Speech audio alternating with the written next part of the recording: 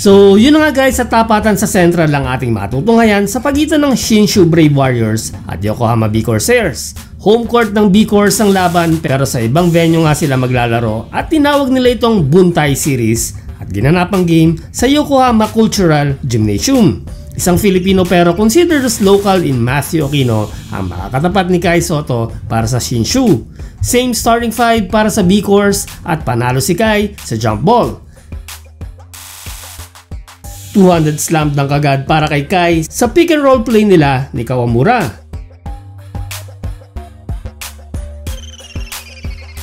Fourth point ni Kai at ng B Cors ay sa isang magandang drop pass ni Yuki. 2 assist na nga si Yuki at lahat ng yan ay sa pag-feed niya kay Kai.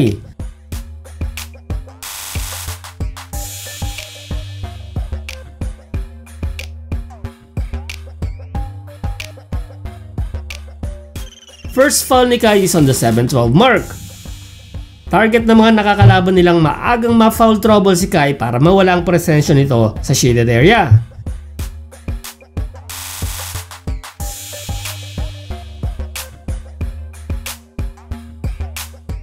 Sayang ang isang fake pass ni Kai at hindi niya lang na-convert ang kanyang drive to the basket shot. Medyo nakakarami na nga ng attempt si Kai sa first period, kabilang ang isang tres na tinamaan lamang ang dulo ng ring.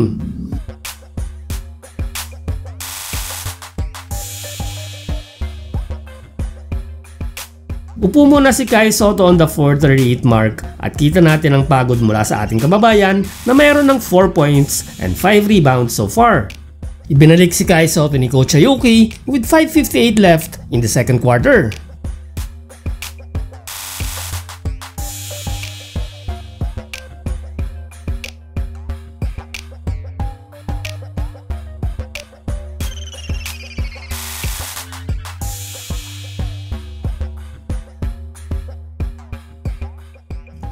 Sixth point ni Kai is on a driving left-handed layup.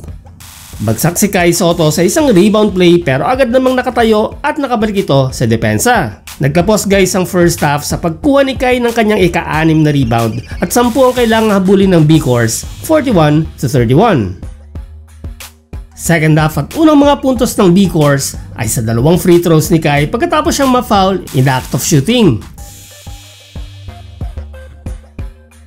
Masyadong mababa nga ang pasa ni Oliver kay Kai na nagresulta ng isang turnover.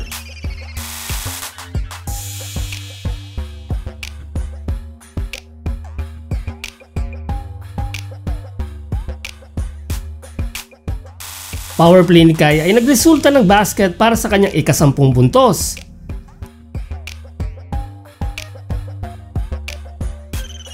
Nasundan pa yan ng isang floater bago siya pinupo ni Coach Ayuki with a little over 4 minutes left in the third quarter. Balik ball game si Kai with 7:30 left in the game at 21 ang hinahabol ng B Cor. Hindi nga tinawagan ng isang drive ni Kai Sotto na nakatanggap ng all sort of contact sa sumalubong sa kanya. 10th rebound ni Kai at balik double-double muli ang ating pambato, hindi pa tapos ang ball game.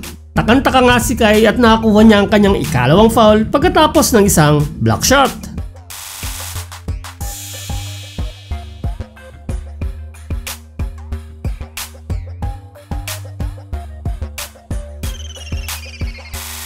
Sinubukang i-posterize si Kai pero sablay nga lang ang attempted dunk ng isang Shinshu player. Tuluyan na ang ipinahinga si Kai with 1:27 left at nagtapos nga ang ball game. Panalo ang Shinshu Brave Warriors sa score na 84-66. Nagtapos si Kai Sotto with 12 points, 12 rebounds, 2 block shots sa loob ng 22.5 minutes of playing time.